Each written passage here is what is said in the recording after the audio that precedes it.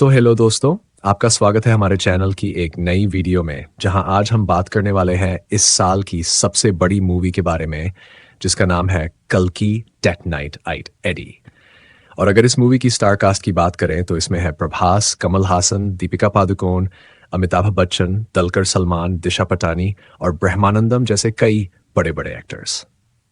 सही मायनों में देखा जाए तो इन सब की दमदार एक्टिंग ने इस मूवी को सच में कमाल बना दिया है।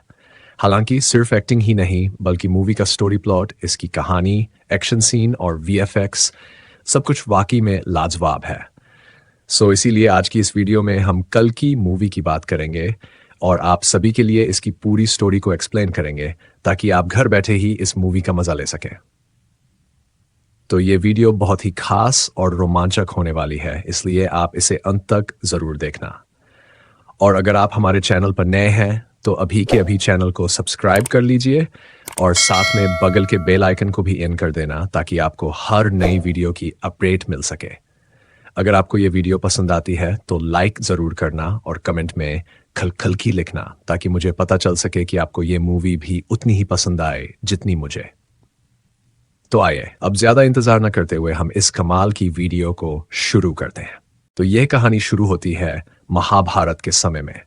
जब कुरुक्षेत्र की जंग खत्म हो गई थी तब गुरु द्रोण के बेटे अश्वत्थामा ने अपने दोस्त दुर्योधन की मौत का बदला लेने के लिए पांडवों के सभी बच्चों को मार दिया और आखिर में उसने पांडवों के पूरे वंश को मिटाने के लिए अर्जुन के पोते यानी अभिमन्यु के बेटे को मारना चाहा, जिसने अभी जन्म भी नहीं लिया था।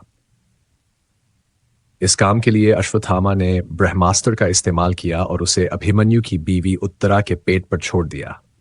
लेकिन तब भगवान श्री कृष्ण ने उस बच्चे को अपनी शक्ति से बचा लिया, जिसके बाद उन्होंने अश्वत्थामा को श्राप दिया कि वो कभी मरेगा नहीं और सदियों तक तड़पता हुआ घूमेगा।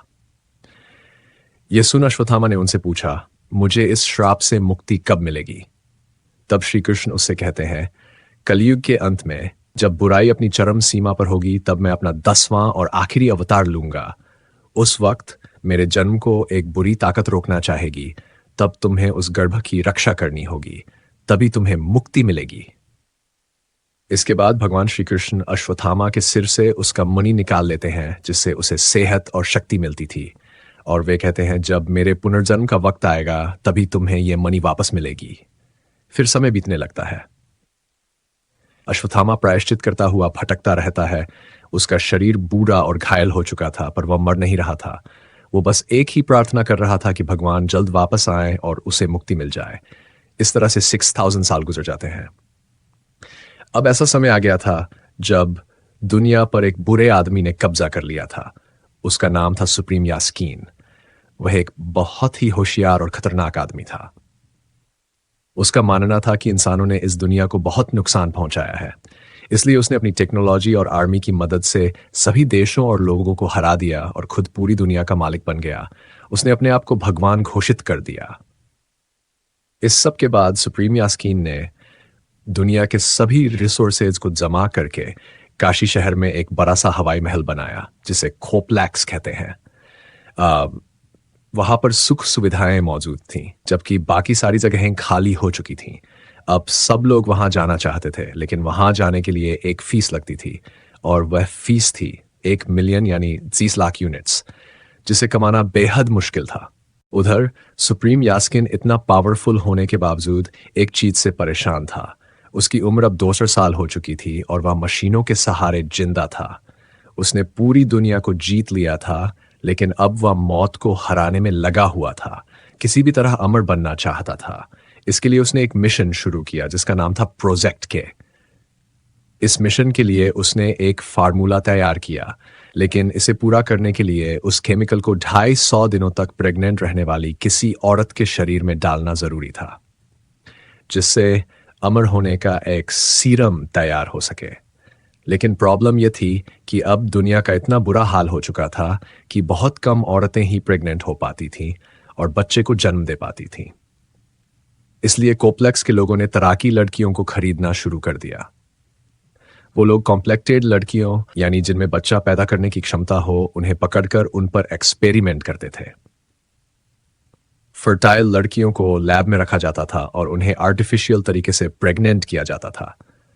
फिर उनके अंदर सुप्रीम का फार्मूला डाला जाता था, लेकिन फार्मूला इतना पावरफुल था कि कोई भी लड़की उसके साथ 3 महीने से ज्यादा प्रेग्नेंट नहीं रह पाती थी। या तो वह लड़की खुद मर जाती थी या फिर उसका बच्चा। लेकिन सुप्रीम को जरूरत थी ऐसी औरत की जो 5 महीने तक प्रेग्नेंट रह सके। इसलिए कोप्लेक्स के लोग ऐसी औरत की तलाश में थे।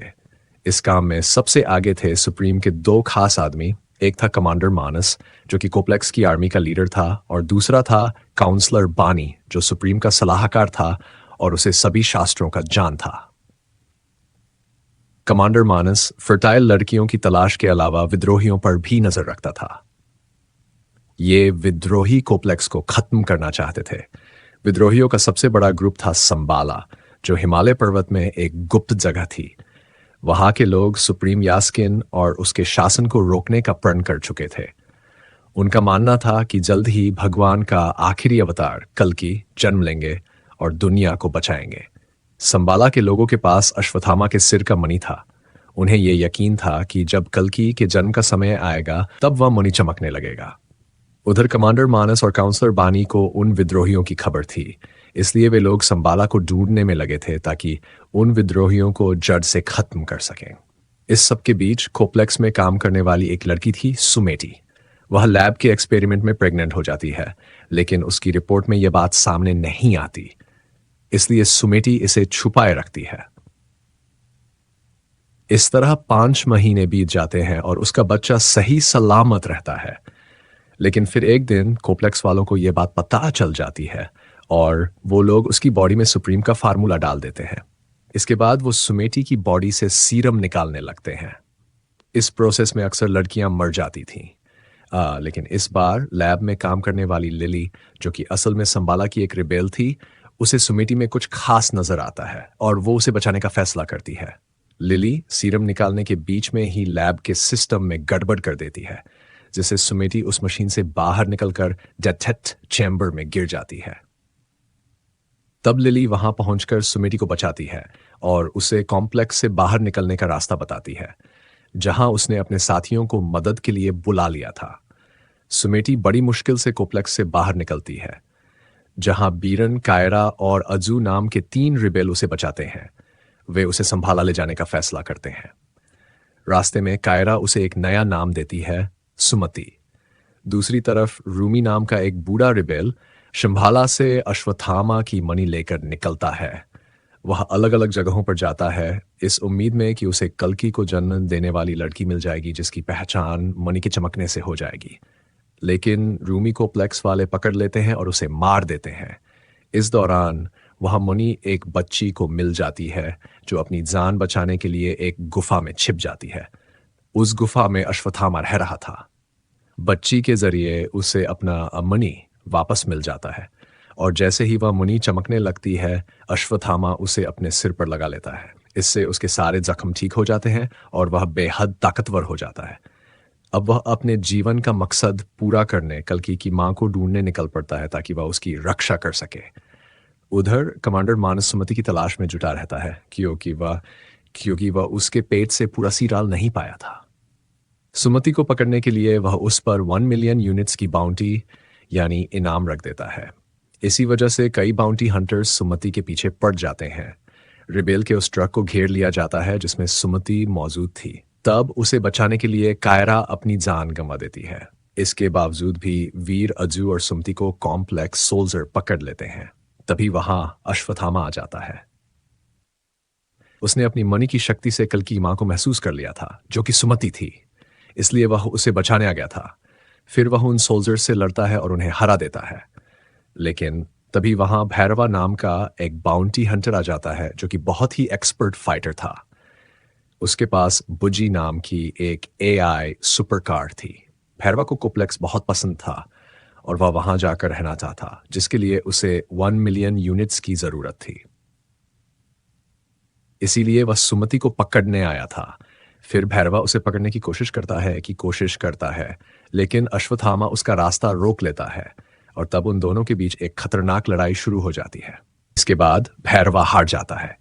अश्वत्थामा रिबेल्स के साथ सुमति को लेकर वहां से निकल जाता है और वो सब शंभाला पहुंच जाते हैं। वहां सुमति के कदम रखते ही कुछ अद्भुत घटनाएं होती हैं, जिससे शंभाला के लोग समझ जाते हैं कि भगवान को जन्म देने वाली औरत आ गई है। अब सब लोग उसे मां कहने लगते हैं और उसकी पूरी खातिरदारी और सुरक्षा करते हैं। इसी बीच काउंसलर बानी को रेगिस्तान में अर्जुन का गांडीव धनुष मिलता है। वह धनुष जिसमें तब तक ही शक्ति थी जब तक धरती पर भगवान का अवतार था, अब अचानक वो धनुष फिर से जाग उठता है। बानी को समझ में आता है कि भगवान का अंतिम अवतार कल्कि जल्द ही जन्म लेने वाला है। आसमान में एक ग्रह भी दिखाई देने लगा है जो 6000 साल पहले दिखा था। ये संकेत स्पष्ट थे। बानी और मानस दोनों को यह समझ आता है कि सुमति ही कल्कि की मां है। वे जानते हैं कि अगर कल्कि का जन्म हुआ तो सुप्रीम यास्किन का अंत हो जाएगा। वे जल्दी से जल्दी सुमति को पकड़ने की योजना बनाते हैं। उन्हें पता था कि अगर इस बार जन्म को रोका गया तो अगले 6000 साल तक कोई और मौका नहीं आएगा। कमांडर मानस को अंदाजा होता है कि सुमति को रिबेल्स शंभाला लेकर होंगे, लेकिन उस जगह की लोकेशन उनके पास नहीं थी।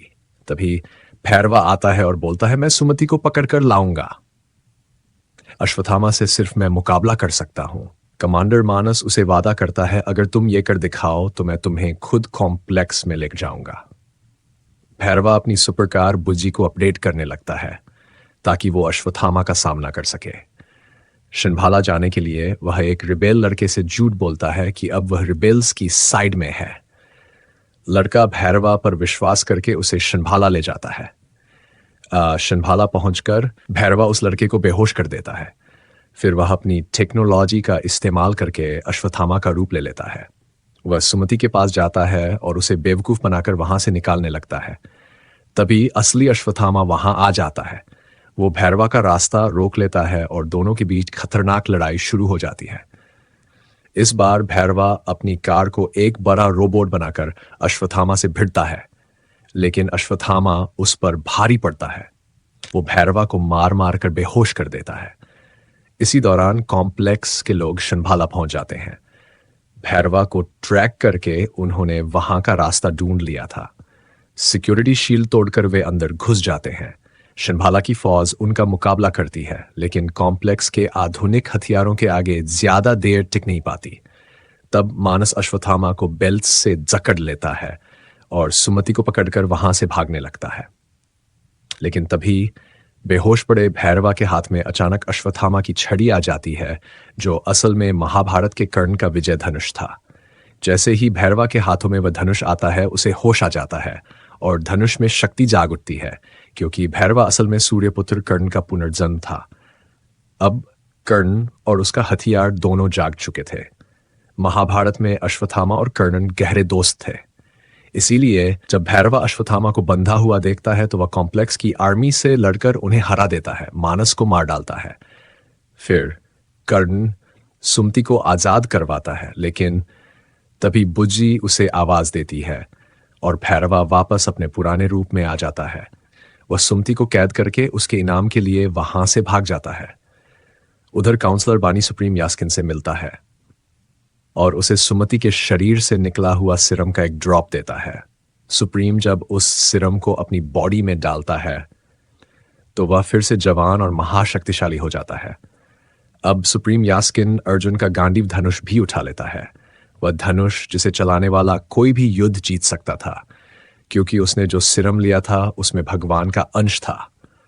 अब सुप्रीम यास्किन खुद सुमति को पकड़ने का फैसला करता है ताकि वो उसकी बॉडी से पूरा सिरम निकालकर अमर और महाशक्तिशाली बन सके। और दोस्तों, ये थी कल की मूवी की एक्सप्लेनेशन।